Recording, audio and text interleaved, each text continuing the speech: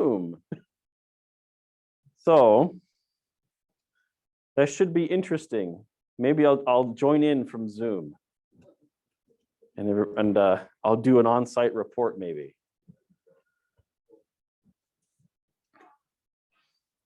They do have some rooms. The Washington University's Night Center has some first-class exec rooms. Also be on excuse me. The Night Center will also be the site of our banquet, making easy access for you if you need to change before and after the meeting there. So once again, the registration's on the slas.org website.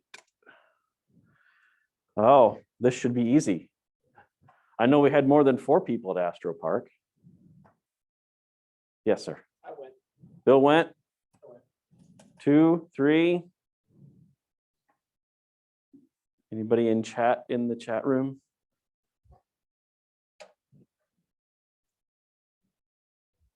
Okay. Okay, so 1, 2, 3, 7. Nice.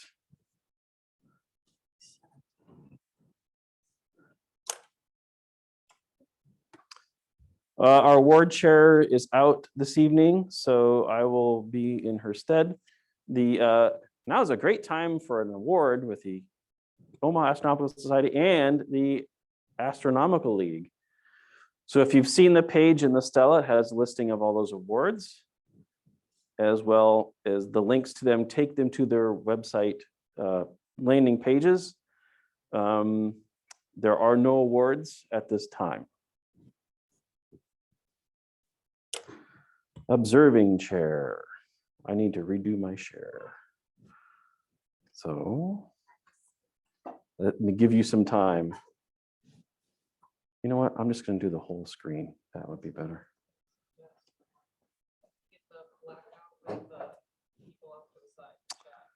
Yeah. All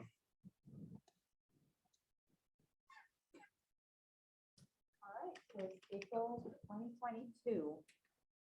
Oh, that's not working. So this is just a summary for the planets that you can see in the morning: Jupiter, Saturn, Mars, and the moon. So planets in the morning, of course, AM, Jupiter, Saturn, Mars, Venus. The moon joins them in the latter half of April, and that's the link below.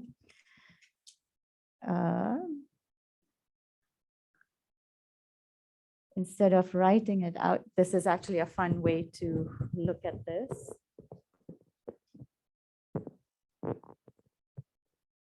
Change our, yes.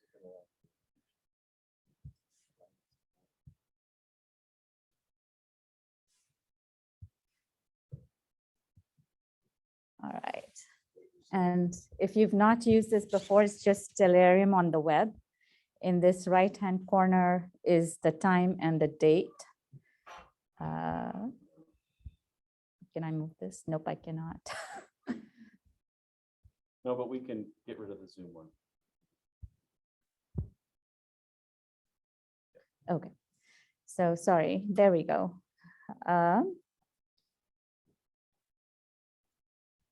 Let's go to 4:23 and I will change the time to about 4:45-ish. I'm sure there's an easier way to do it, but this is the only way I've figured this out.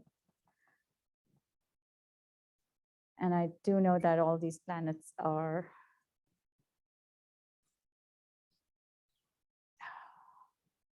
okay. Oh, thank you. How do I stop this? There we go. Okay, here we go. And if you watch this,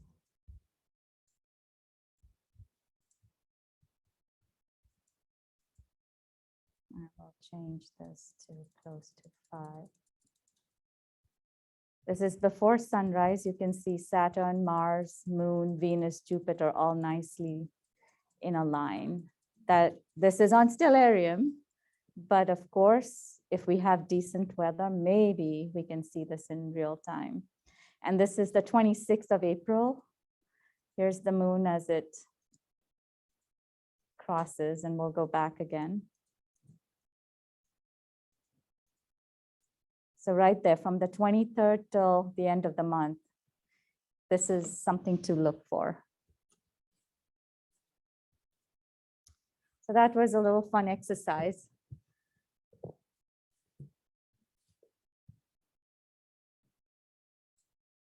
And as Rodney said, there are 2 new moons this month. The first one is today on April 1st. And the next new moon is on April 30th. Full moon on April 16th. Meteor showers, Lyrid meteor showers, mostly best seen between the 16th to 25th. At their peak, they could be up to 18 an hour. And it was Comet Thatcher that gave rise to this particular meteor shower. I think that's all I have today. And I know someone asked a question about the transit of Jupiter and the sun and how that asked me to explain it. Here's what you do. You take a picture of the sun. You take a picture of Saturn, put them in Photoshop.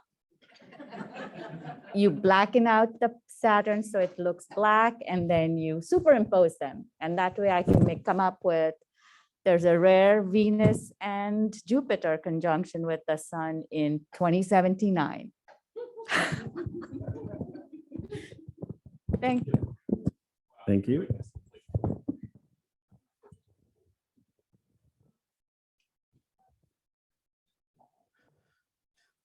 All right, let me get back to my sharing ways here. And we were in, oops, I just closed the thing I was trying to look at.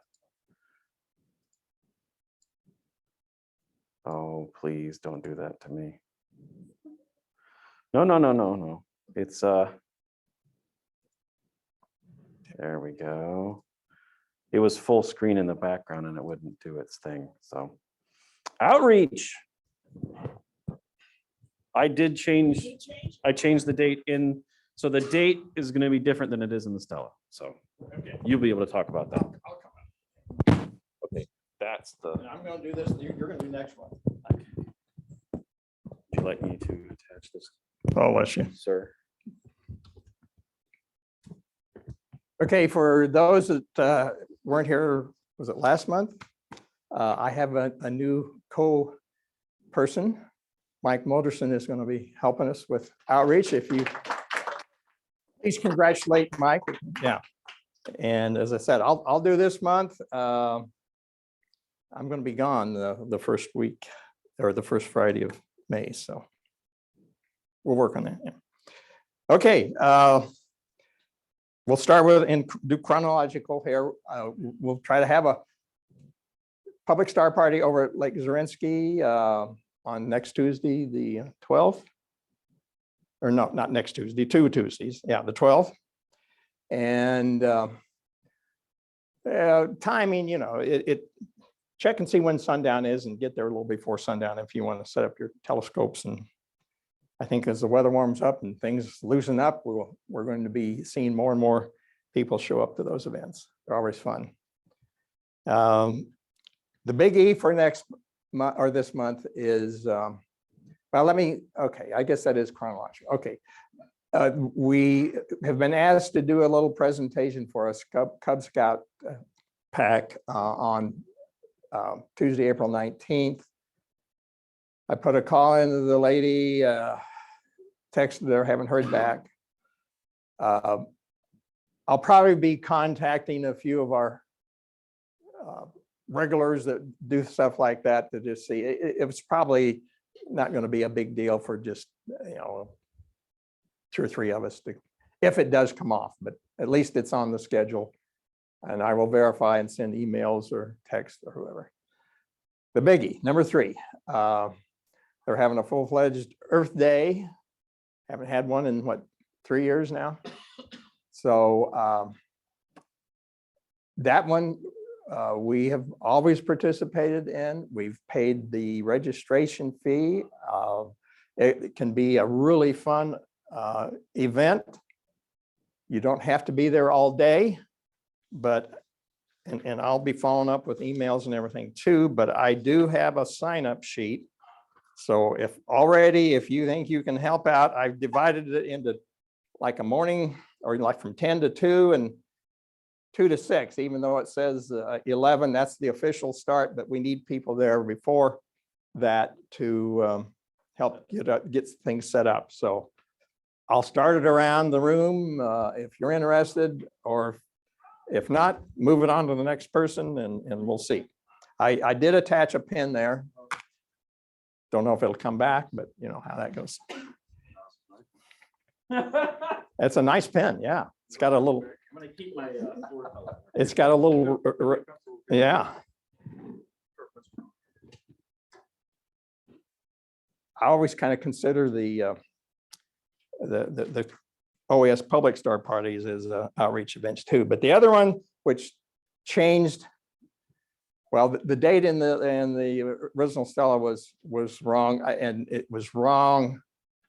And that date is the now new date. It was going to be the 14th, or at least that's what we thought it was going to be. And then they changed it to the 28th. Yeah, the email came out Wednesday. So Right, when they finally solidified the date. Doug Kalpa back here is also involved with these events, as he has been with other STEAM events around the metro area over the last few years. He's going to be helping with that. We still got to work out a few details of what they want us to do. You know, for those of you who've been around a while, we used to do what was called Missouri River Papio NRD days at schools. How many remember? Anybody helped with those? Yes, you guys did back then. I'm liking it to be similar to that. It's a daytime thing, 5:30 to 7. Lots of kids, and it'll be things that, you know, we'll have handouts for them to take, and you know, maybe if they allow us, we might set up a solar telescope, a telescope out with a solar safe filter if the building works and everything. there is a field. Have you been up there? I'm there every week. Oh, okay. You ought to be given this. Yeah. So there is a field off to farther away from the building. Okay. That would give you better views. But you'd have to be like somebody at the door pointing you out to the field. Well, It's a yeah. distance away. It would be Yeah, that's the only thing we'll see, because yeah, we're at our new moon. Even if it was like first quarter in the daytime, you could see it. Krista. We need to replenish our tub, and that's one thing Mike and we've had this tub that we've used, and in fact, we'll have to replenish it before Earth Day. And we'll stop down and meet up with you here at a mutually agreed date and time and get stuff. I've been trying to get a hold of Space Grant. Have you had any? I know we shouldn't air the. I don't know. I've tried to call them and text them and email them.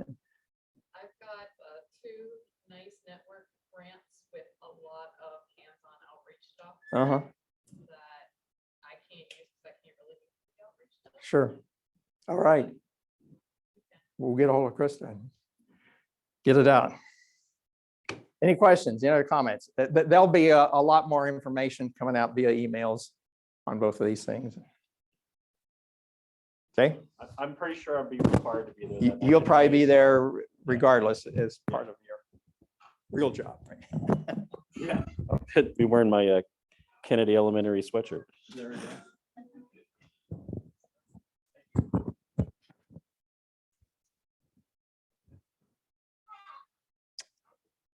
Look, I redid it. It looks wonderful. Yeah. I know it looks small from a distance where you're sitting, but I tried my best to fit it in there as best I could. I'm just going to hand this over to you. How about that? Yeah, this is Satan.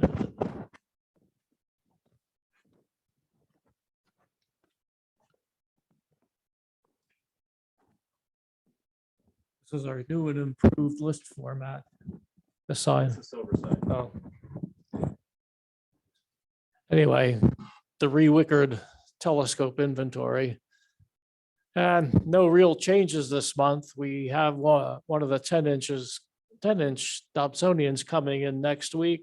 That's the good news. And the better news is it's getting checked out almost immediately. So won't be sitting around too long. Did a little bit of, we got a couple of electronic scopes. I've got a new battery for one of them. And I'm taking the bigger battery that I had assigned to that and putting it to the light switch because that's a little bit more of a power hog than the smaller one. And that's really about it for this month. See if I can do this quieter here. Just turn it off while I move it around, right?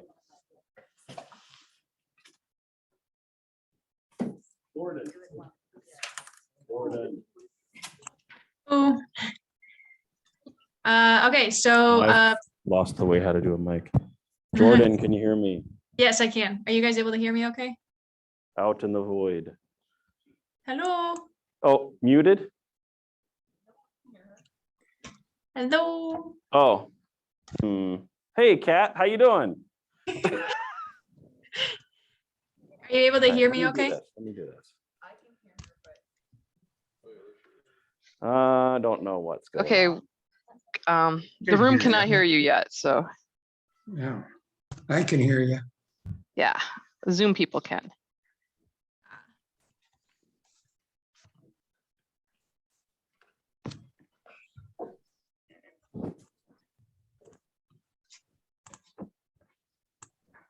Go.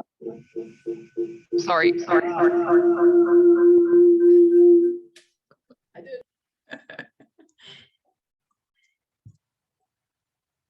I'm good to go.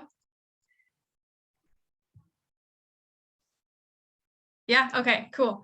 Okay, so for tonight's program, it's gonna be something, I guess, kind of unique. There are three big pieces of news in the astronomy world that I was looking at in the past, I think, week that I wanted to touch on real quick, and then kind of give you guys a quick look back at to where we were, what is it, 2022, so 60, 80 plus years ago in the world of astronomy and what's going on today. And for some future programs, Mike Moderson just today sent a message to me. He said he went to the Prairie Astronomy Club, and there's a gentleman by the name of Evan Hilgeman, who is actually from the Omaha area, and he's a JPL.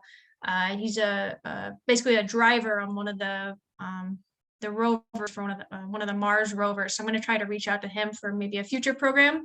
And I've chatted with Brett Bowler just briefly over email in the past week, seeing if maybe he and Brian Seville can give us maybe a Zoom virtual meeting or an in-person program about the roll-off top observatories that they built out of just outside of Lincoln and kind of their progress there. I know that's been a project for them since 2016 at least. And then my advisor from way back when, Dr. Vladimir Strelnitsky, I'm just confirming on a month with him. It's either going to be September or October that he'll come do a program, probably be virtual as well. He's over on the East Coast, I believe.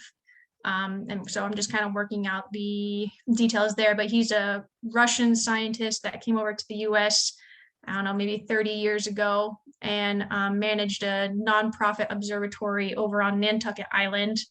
And then hopefully I can get Miss Kaylee, is it Basiaga? I forget how to say the last name.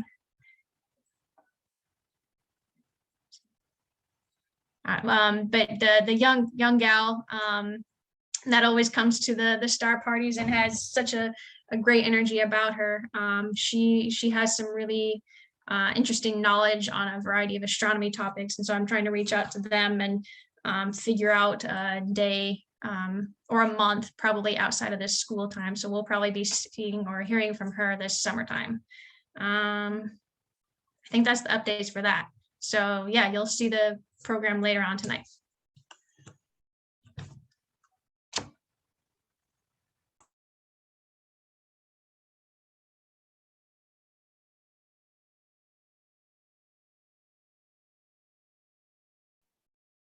John, you're muted.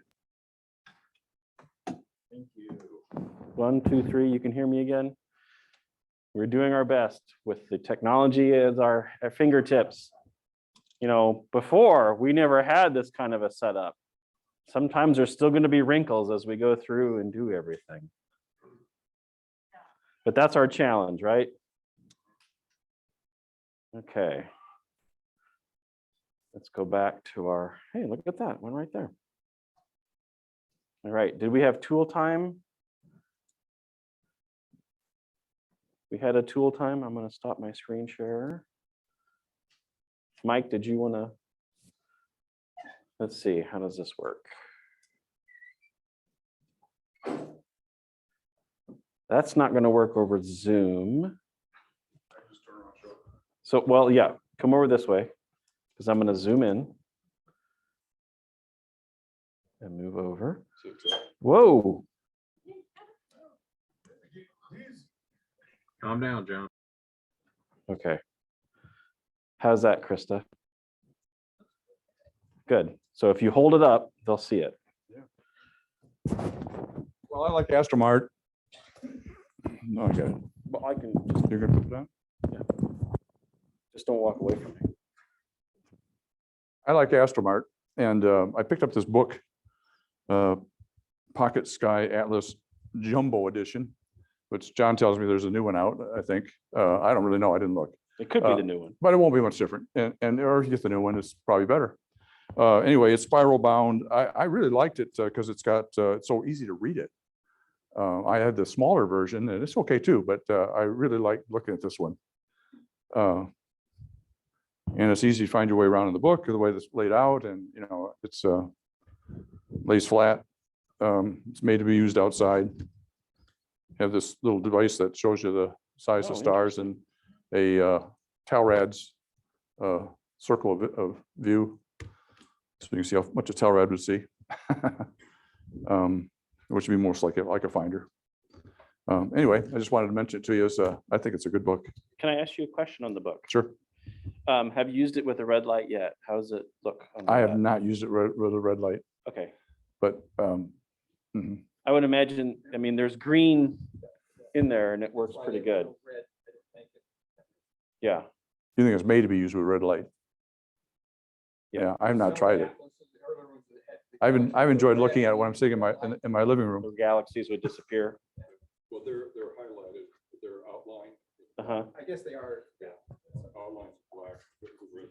They're usually outlined. I mean, there's a red one there, guess they are, but they are. but there's a number there, so I suppose you would see it. I mean, is there an outline around it? No, not in that example. Because in some of them, Yeah.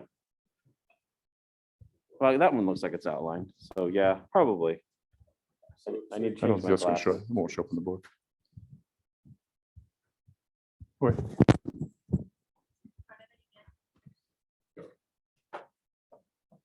The great book, Pocket Atlas, Jumbo Edition. Did the stencil with the Telrad circle come with it? It did, it was, whether that's an extra item or not, I don't know, but he had it, and he sold it, you know, in Astromart, it was a. You have the same, Does it say, is that? Because it's Sky and Telescope is the, maybe that is an upgrade. You mean With a little. this thing?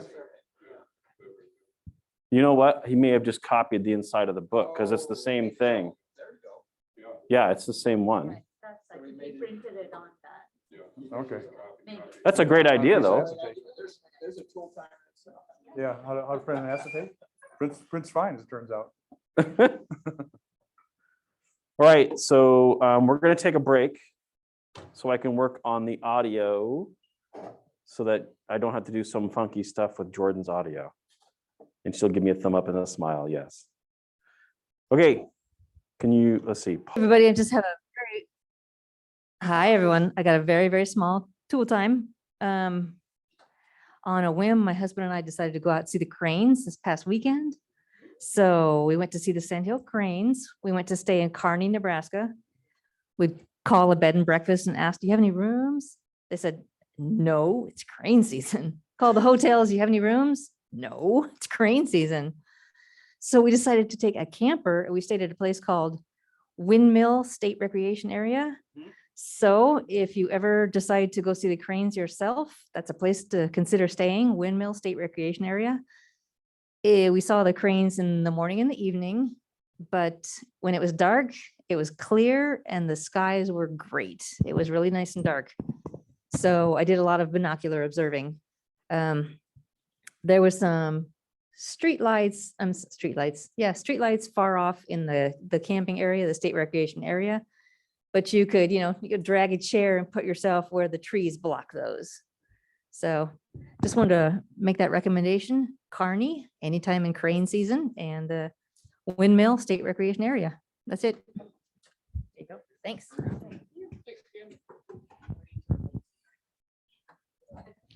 Okay, Jordan. How you doing? You feeling good? Ready to rock and roll? Yep, I'm all good to go. Okay. And I will adjust this a little bit more as you start. Okay. Cool. Is it okay to share my screen real quick? Yes.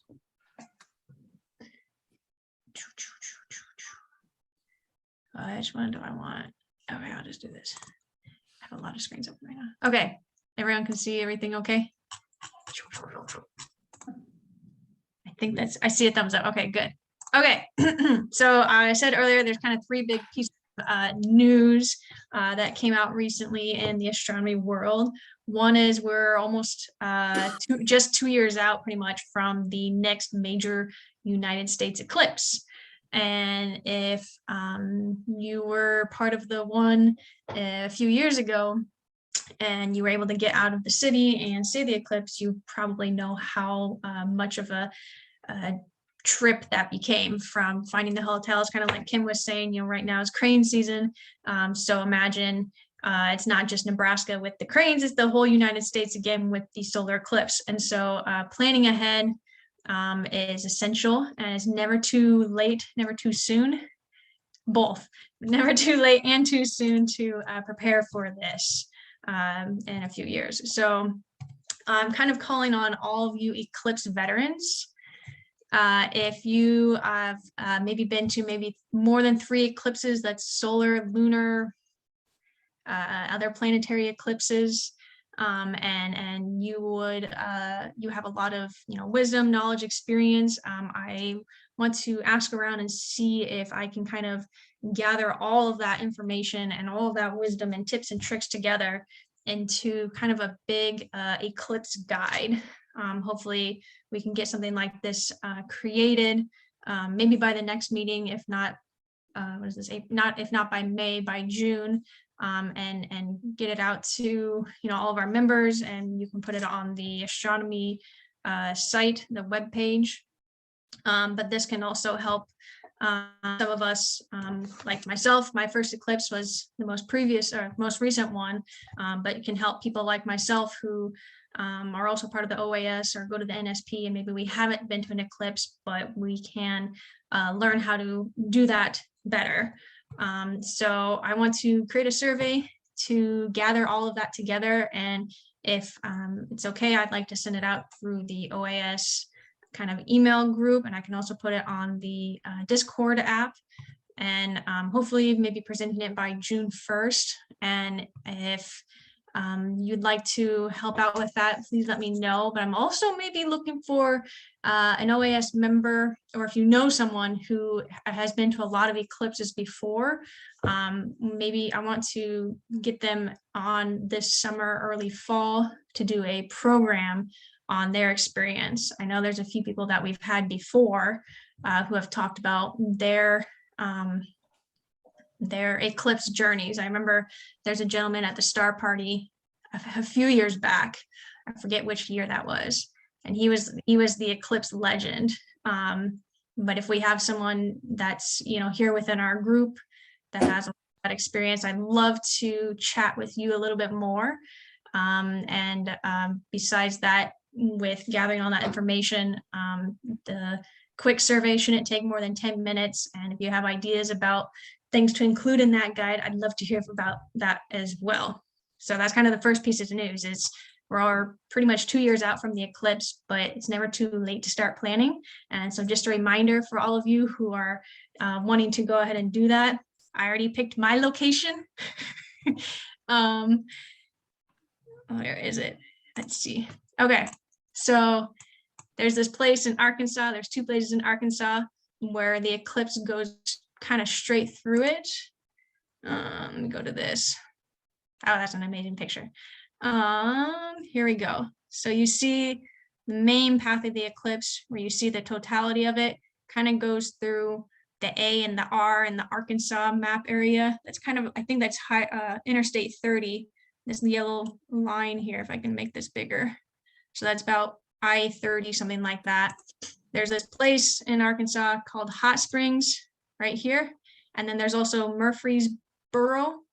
A gentleman I know goes down to those 2 sites maybe every other year. There's gem and diamond and ruby mines down there. So you bring your clothes that can get dirty, bring your little picks, your shovels, and I think you pay 10, 15 bucks and you can go digging in the mines. It's kind of like a big open mine. So you're not going into the ground and using those sorts of carts, but it's a big open mine that you can go dig, and whatever you find, you get to keep. So not only do you get to see an eclipse, but you get to dig for some fun rocks in the meantime. So this is kind of my first step in planning for the eclipse in 2 years is, okay, where am I going to go? It's probably going to be very busy. So what else do I need to think about? What else can I do while I'm there and make it a really fun trip for myself? So that's just an example, but I'll try to send out a survey to everyone probably within the next week. And I'd love to hear from all of you on just any experience and memory and little tidbit of knowledge that you have for eclipse hunting. So that's the first piece of news. 2 years out from the eclipse. Exciting stuff. Next thing, NASA just confirmed a few more exoplanets. So now we're above 5,000 confirmed exoplanets in the NASA solar, what is it called? Kind of like their whole database. It's out of about 8,700 candidates that they're exploring right now. And there's maybe 3,700 planetary systems. But, you know, we just eclipsed this 5,000 number, which is huge when you think about it, because we haven't been looking for exoplanets very long. And when we did start looking for them, all of a sudden the numbers just jumped up exponentially. And I can imagine with James Webb coming online, and as they're retiring Hubble, this number is going to hopefully double within the next few years. But just to think about it, 400 years ago, Galileo kind of helped prove Copernicus's theory that we weren't the center of the universe. We orbited a star. In 1925, Edwin and his team measured the distance to the Andromeda Galaxy, and we found out we weren't the only universe. We weren't the only galaxy out there. There were more. In 1995, we launched. We discovered the first exoplanet orbiting another star in the Milky Way. You know, we launched Hubble in the 90s as well.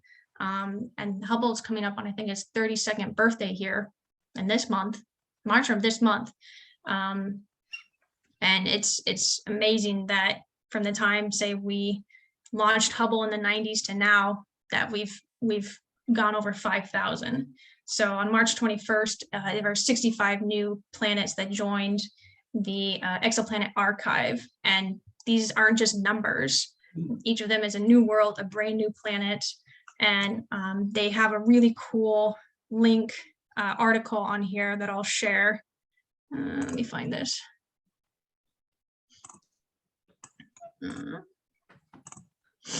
That breaks down.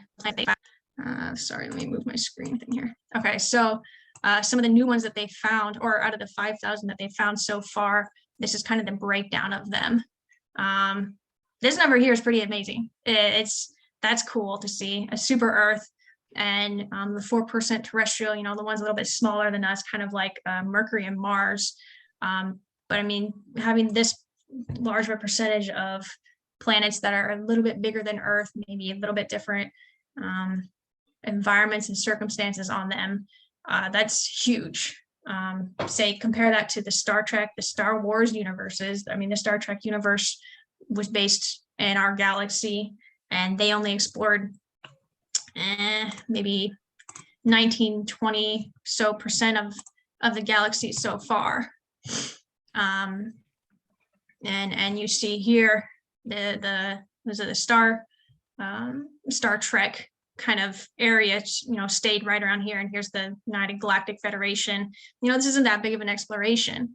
And we've already looked out with Kepler, and then now the K2 mission. We've already looked out, a good distance away. K2 is going to be looking out in this area, 20,000 light years away from us. And so with our exoplanets that they've confirmed, I was reading that either the furthest one that they have confirmed was either 13 to 15,000 light years away or 28,000 light years away. So this yellow circle is about kind of guessing around 28,000 light years away. If you do around 15,000 light years, I think it'd be about maybe that distance. The Milky Way is much, much bigger than that.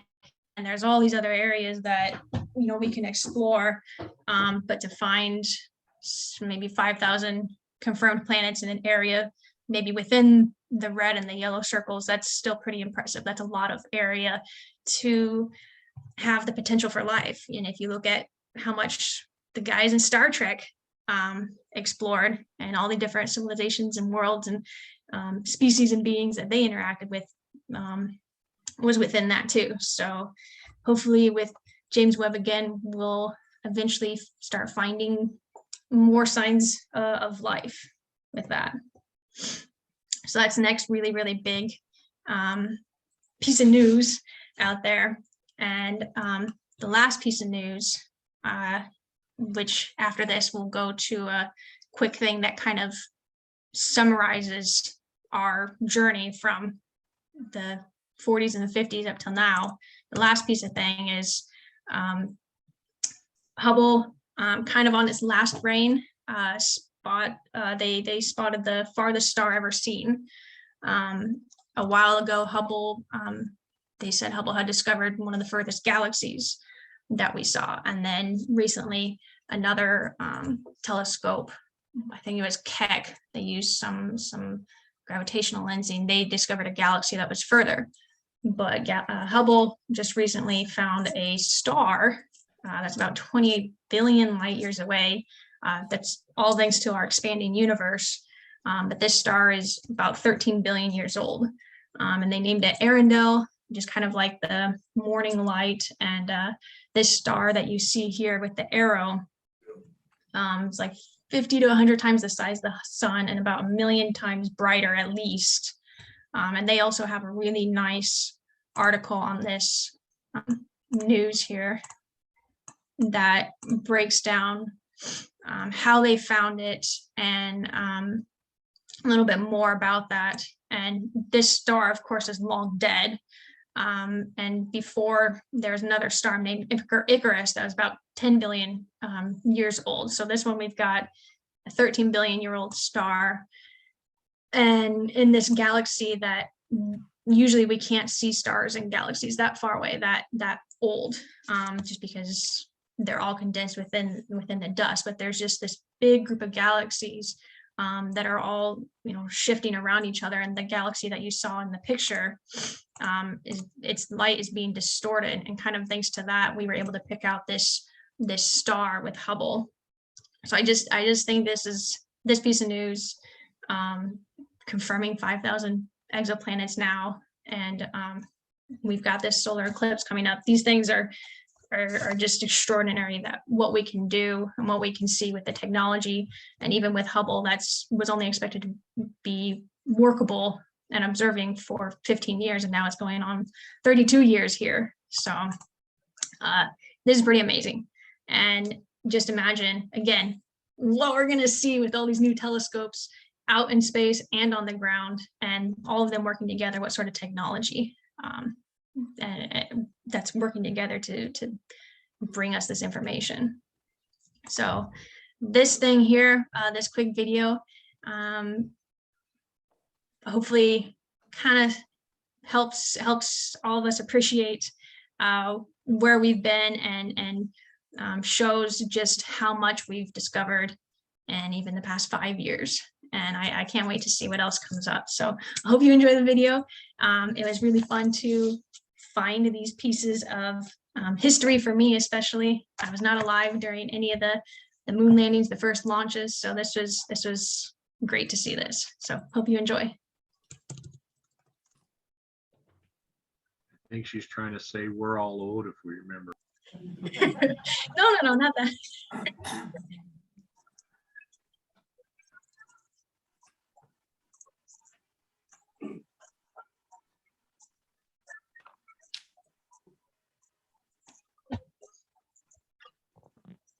Jordan, when you shared your screen, Yep, did you have the audio selected?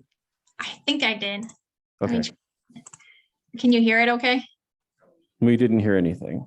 At least I couldn't. Okay, let me try. New share. Let me try this. Advanced share sound. And Could you hear- optimized for video. Could you hear me the whole time talking?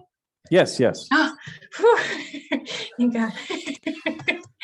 Man, if So I, we are being awfully considerate for you, you know. man, you guys are too nice. Okay, start over.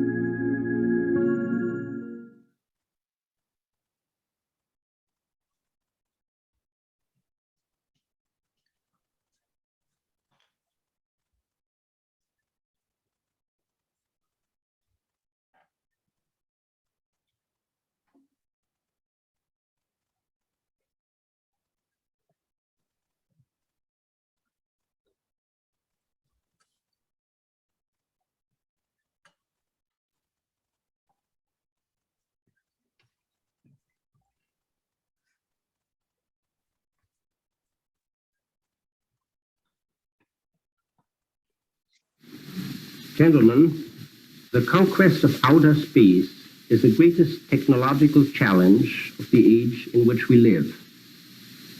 The first decisive step in the conquest of space will be the placing of an object into an orbit wherein it will indefinitely circle the Earth.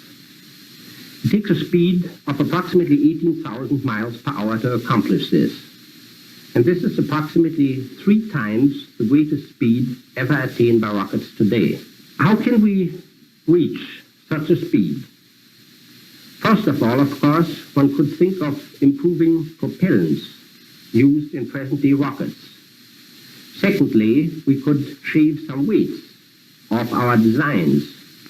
But with both these methods, it does not appear possible to gain more than approximately 40 or 50% of the speed that rockets reach today.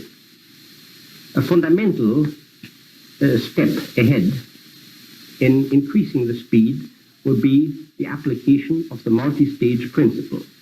You see, all 3 men had understood that certain gases ignite, and that the thermos flask permits you to store vast quantities of those gases safely in the frozen liquid form until you want to ignite them, at which point you take the top off the flask, the gases evaporate, you apply a light, and boom. Now, 2 gases do that better than any other, and it was Obert's assistant who put them together most efficiently. His name was Werner von Braun, and the 2 gases that he released from his particular version of a thermos flask, the one lying on its side behind me now, were hydrogen and oxygen. If you release those 2 gases into a confined space with a hole at the other end of it, and mix them as you do so, and then set light to them, you get that.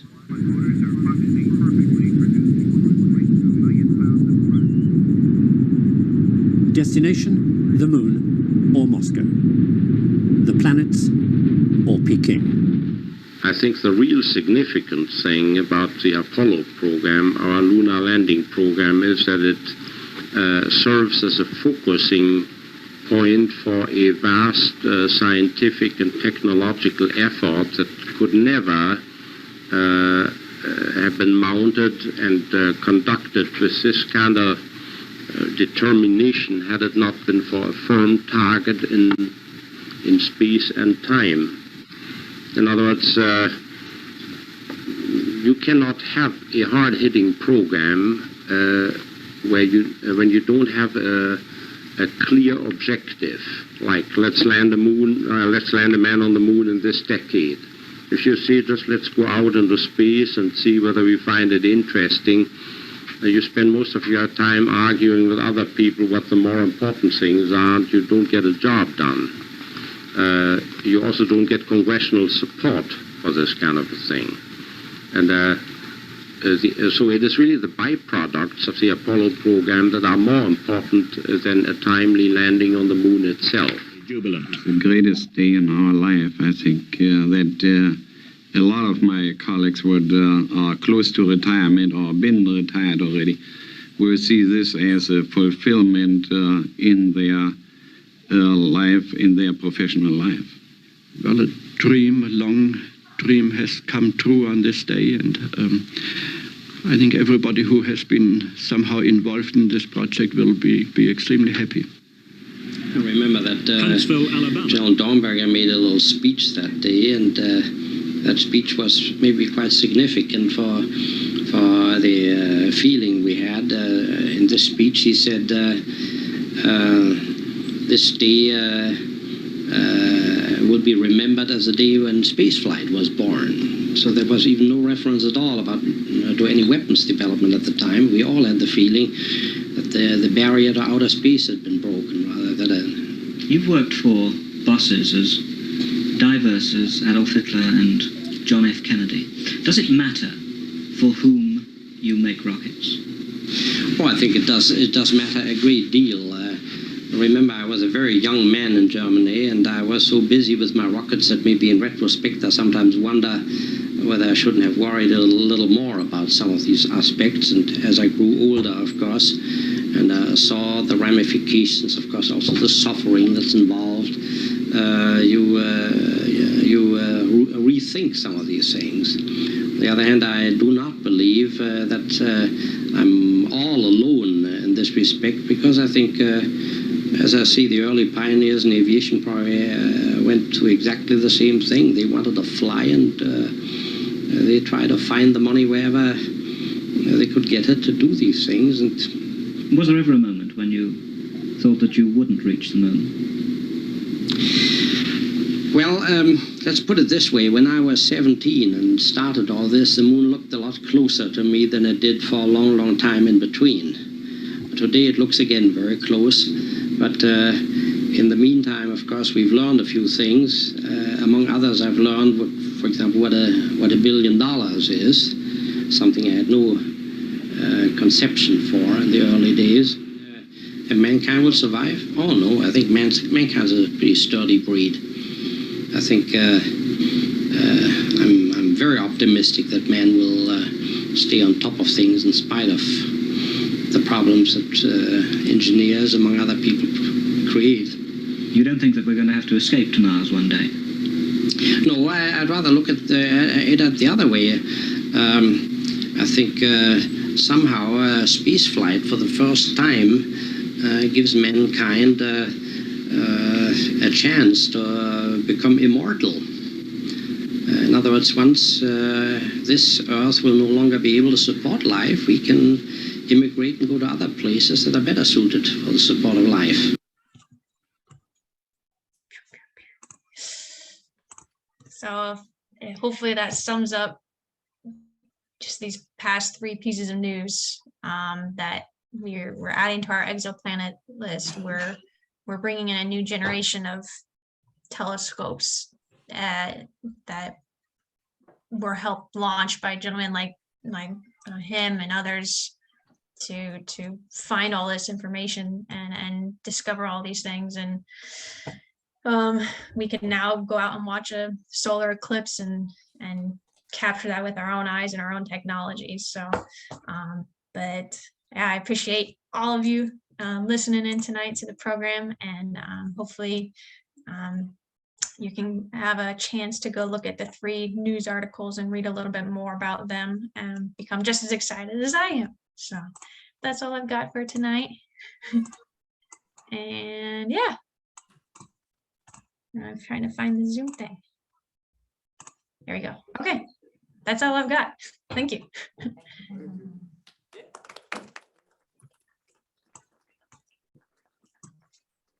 Good job. Thank you. Thank you, Jordan. Oh, man. I bet the music at the beginning of that brought back memories for George. Indeed it did. Well, there you go. There's your answer. All right, should we do another break? What time is it? 8:40? Yeah, we could do another 10-minute break. Let me hit the lights. Make sure I get the right one. Oh, I should have warned you. My night vision. Yeah. As if these screens weren't enough for your night vision.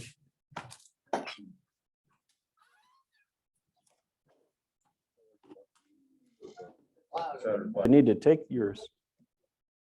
Thank you. Oh, let's see, desktop. Business meeting. So we'll take a moment here in the Stella. There's an entry on Tom Addison, who passed away in February. He was 75. He was a long-term member of the club. Did a lot of outreach with us. He lived in Lincoln. He was a former police officer.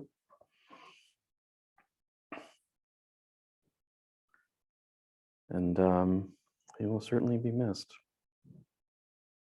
It's sort of a little late. We didn't hear about it until last week. So we wanted to get that out there so people would know. Okay. And do secretary's report.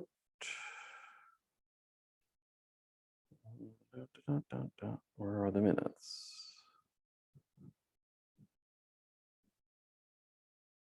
Here's the minutes.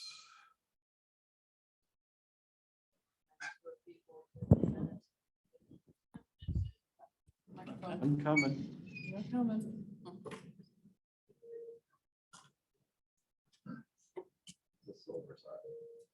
I refer people to the minutes as posted in the Stella. Okay. You're making this complicated.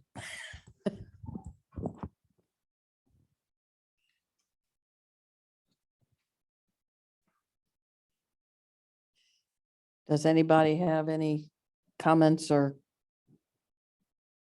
corrections on the minutes?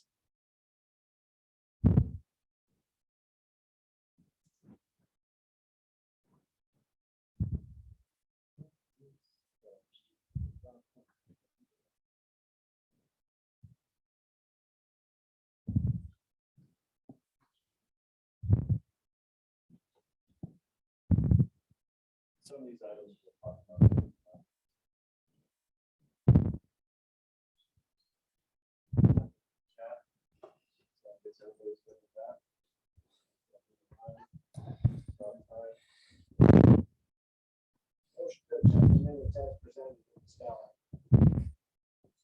Bill, Rodney.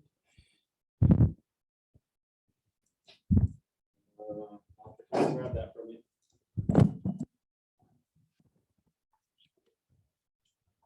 Well, okay, temporarily. Motion has been made and seconded for the minutes as presented in the still. All those in favor say aye. All opposed? Okey doke. I'll return this to you then.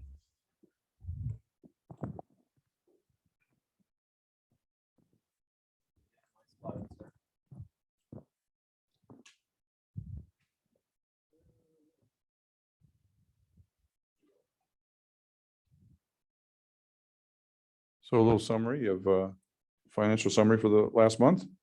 $322.76 in dues, $120 donation to the club, $49.84 from Amazon Smile, for a total of $492.53 total income. Expenditures last month were $75 for Earth Day reservation, $300 to reserve a deposit for a place for the 100th or the how many is it? 60th anniversary dinner. We spent $1,197 for Neil deGrasse Tyson performance tickets, which are reimbursable, and that's pretty much come back tonight. For total expenditures of $1,572 even. Count balance at the end of the month was $15,467.54.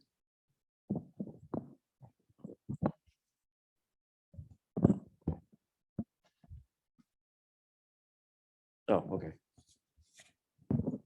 That's right. Oh, you said 84 and it's 86. I was just looking at that, that's all. I wanted to make sure that I didn't put them down wrong. They match up with your email as you sent them too, so. Thank you. Vice President's report, Rodney. Hello. Well, I can come back to you, or you want to be on camera? Do we? We never do. No. That's just the report. Unless you know something I don't know, for sure we don't. Whole lot to report, so. Do it over again.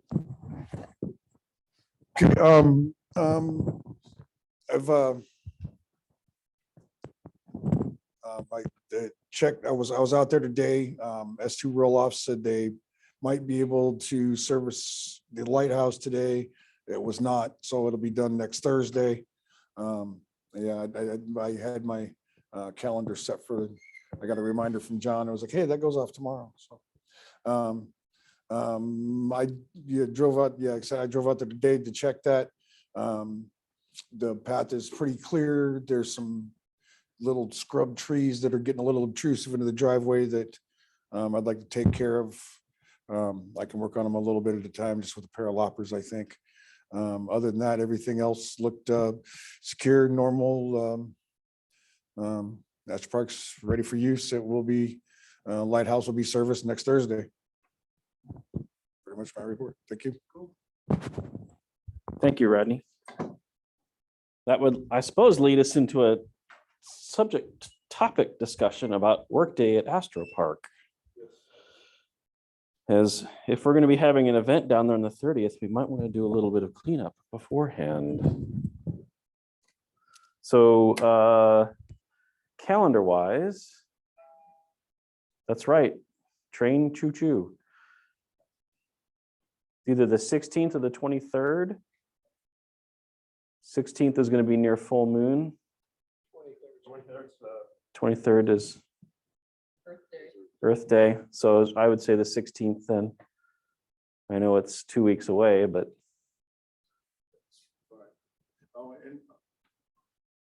Also, did I need to mic again? When I was looking at the lighthouse, I'm gonna clean the inside of it. It's unacceptable. Okay. To repeat, Rodney says he's going to clean the lighthouse. I thought they did that as part of the servicing. Well, I mean, it's just, well, maybe, maybe it's just got a lot of dirt. Okay. If it's not better by next week, then I will do it myself. Okay. The last time I was serviced was, I think it was November. Pretty sure I had it serviced last time in November. Okay. For over 1 month.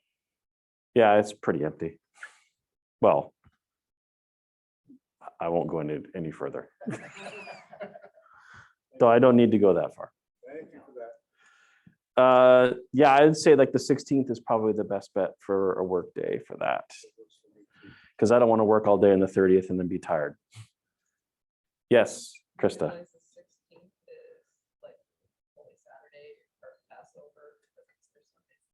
Easter Sunday's on that 17th. Okay. I'm not really busy. 10 a.m.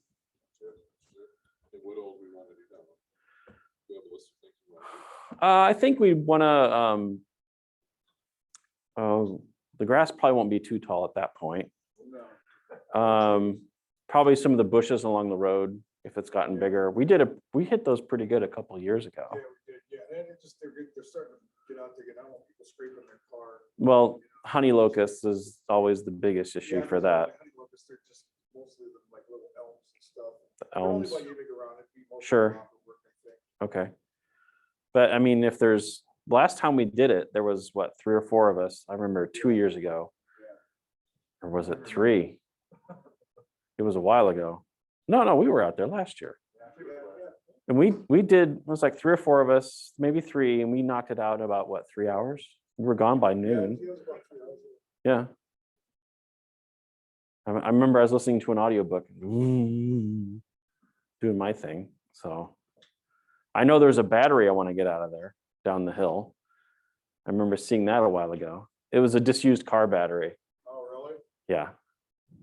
So it's, you won't be able to see it unless you're coming up from down below. And also, I'd like to do something about the right there where the road Turns. curves. Yeah. I found the reflector had fallen into the hole. Okay. There used to be a post there, and now it's fallen into the hole. So we need more. There's not some, yeah, he can do better about his fields there because it's causing washouts on our side. And encroaching technically. Yeah, so I would like to get that post out of there and get some reflectors there just for a little better. Yeah, that would be good. See the reflectors. Because it is narrow and I don't want to be dropping a tire off because I did that one time. Backing up, dropped a tire off and had to come have my car yanked out. And if you've never been there before and you're trying to leave at night, it is a little bit of a hairy situation if you're not familiar with it. So I think there are reflectors in one of the buildings. I think Tom had said that there were some reflectors down there previously. No, there's poles down there in one of the buildings. Poles? Yeah, Okay. I left the money when I auctioned off them stakes. There should have been, I think, $60 in our thing for reflectors that I never used. Okay. So we'll need reflectors. Seeing it's something like farm stuff on like at Baumgars and like Nishi's hardware down there in Weeping Water. I'm sure I could find some farm reflectors. Okay. Take care of that. All right. Just make sure you expense to Mike. Yep, absolutely. It's all John, part of can the. you repeat what's being said in the audience? Yes, they're talking about getting reflectors to add onto the poles for the driveway in and out of Astro Park, where that corner is next to the farmer's field. Yes. So probably either Baumgars or one of the local places in Weeping Water.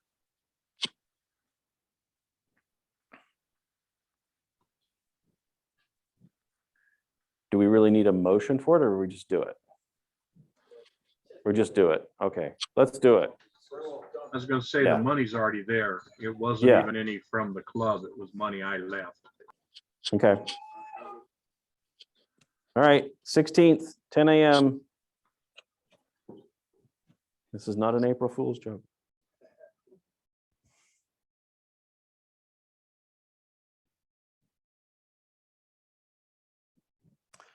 Dinner update. Well, we have the reservation in. So we've got the deposit in for that. We got preliminary costs for it. I printed it out and forgot to bring it.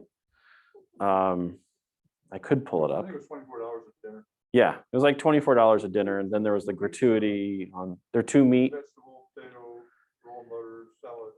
salad, roll and butter, vegetable, 2 meats. Yep.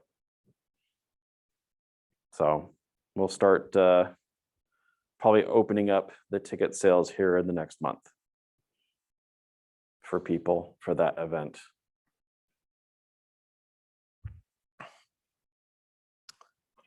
What else was there? October 8th. It's a Saturday. The location is the German American Society down on 120th. So it's a very nice place. Sounds like we got the big hall too. Really? We got the big hall? I think so. Wow. Was it just because it's not being used? Clerical error. They'll let us have it anyway. Oh, well. For the lower price, huh? Yeah. I think it rents for 1,500. We're gonna get it for 6. Wow. I'll go for that. Well, they'll be like, we're all off. They're going to be spread out, right? Like, hey, how you doing? We could. Bring your opera glasses if you want to see the speaker. Now they have their own audio system and everything because they do weddings there, so they have to do the toast for folks. I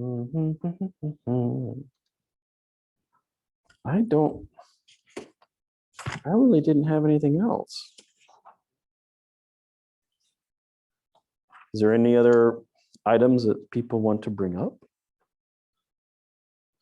It's quiet. I know, I see John's thinking really hard. We talked at the board meeting. Banners. That's right. Banners. Thank you. Should we pull up your most recent banner? Is that all right with you, Mike? My banner? Mike Moderson, MM versus MG. 2 Mikes, 2 Johns. I'm sure there's more Mikes. All right. All right, folks, you're gonna see something you don't normally see. Ooh. Oh, that's high quality. I'll shrink it back again. So that's one of the proposed banners that we're going to looking at doing for our events. We want to try to get it done for Earth Day. We've been working through the text on the board. So there's been some what they call copywriting going back and forth on the text. If you're not familiar with that, that's writing out the stuff. That's not means like we're copywriting it. You can't copy it. So thoughts?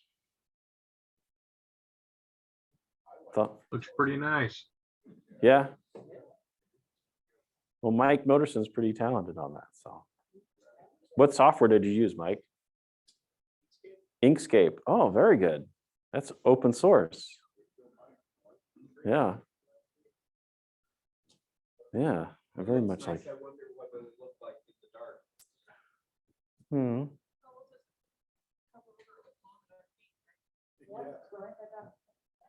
Well, We could have those little lights that have for the book reading light.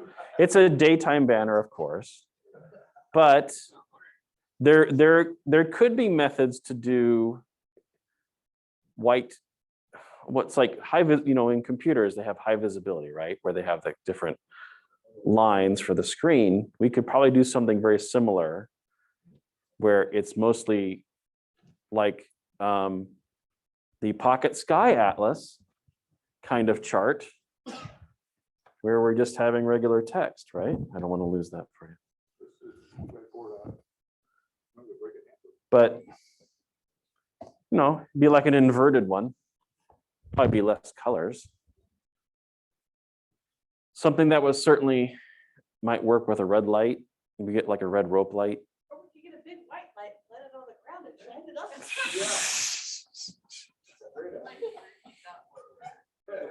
Yeah, the joke was we just have the banner and shine it with a big white light.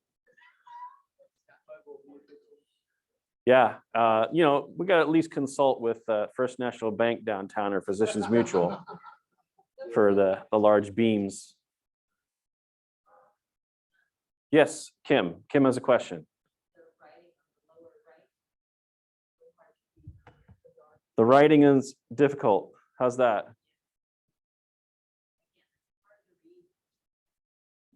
This is a 4 foot by 4. This is 4 by 4.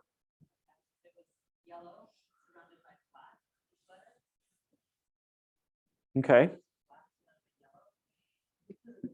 Because it's a darker background. Yeah. I get that. Like this. Okay. Are you accepting copywriting suggestions at this time? Kinda. How about weather permitting?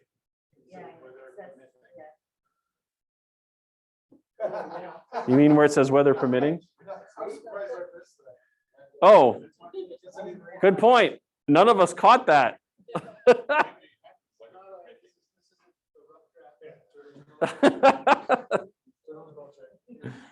Yes, so weather permitting, we'll fix that too. This is all stuff we're working on, right? Oh, that's right. There are 2 other candidates. Thank you.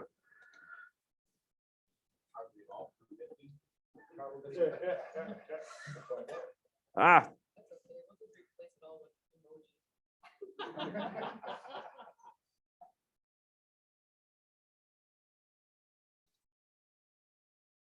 Yeah, and that one's white with black, and that's black with yellow.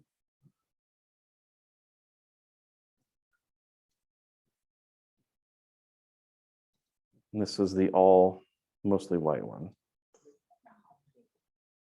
You want hot pink? We can get you a shirt. How's that, Kim? Thicker border? Maybe around the letters. Yeah. I think that will make a great shirt, weather permitting.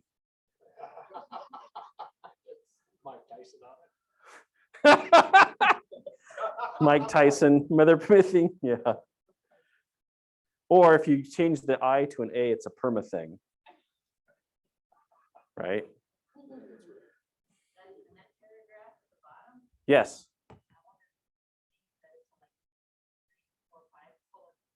Oh, there's a lot of work on that paragraph. So if we were to go back, there's at least a lot of discussion on the different wordings. So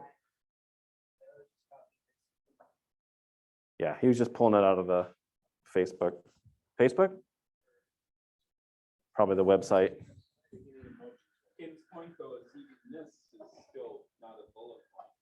Right. Well, it's, yeah, we're soliciting feedback. So yes.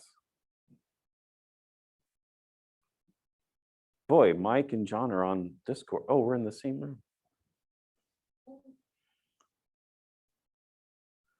So we will probably button it up a little bit and post up some more samples in the general Discord for people to see. Does that sound good? Okay. Time frame, we need to get it probably in the next week. Earth Day. So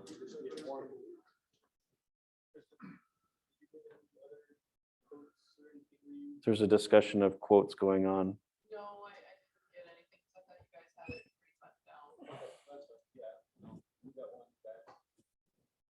We got one quote back, but we don't have the final piece to send them to print.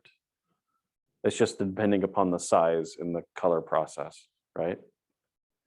Yeah.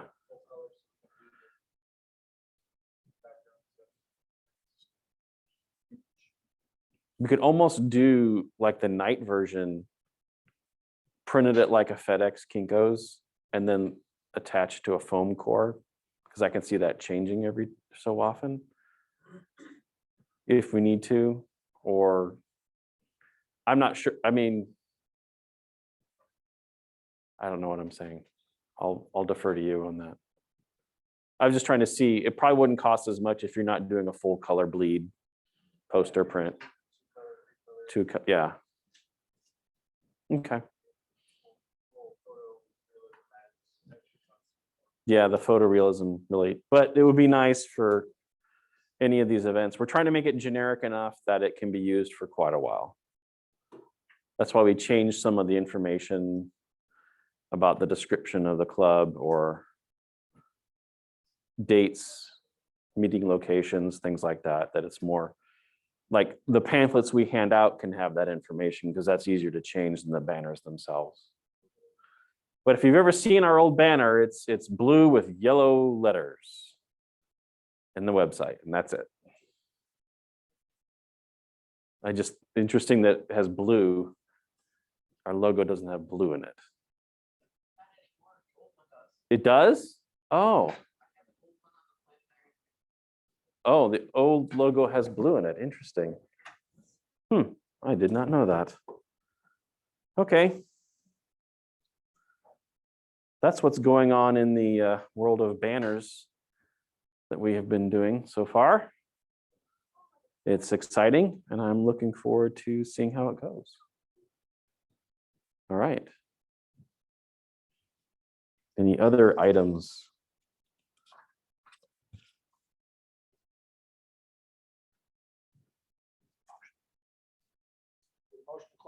Yes, Bill. I second it, Tom. Well, I saw Sonali's hand go up. Sorry. She can have it.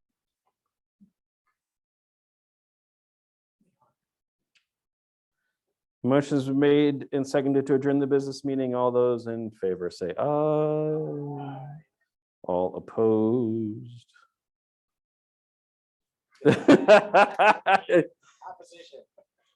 Anarchy. Thank you. Recording has stopped.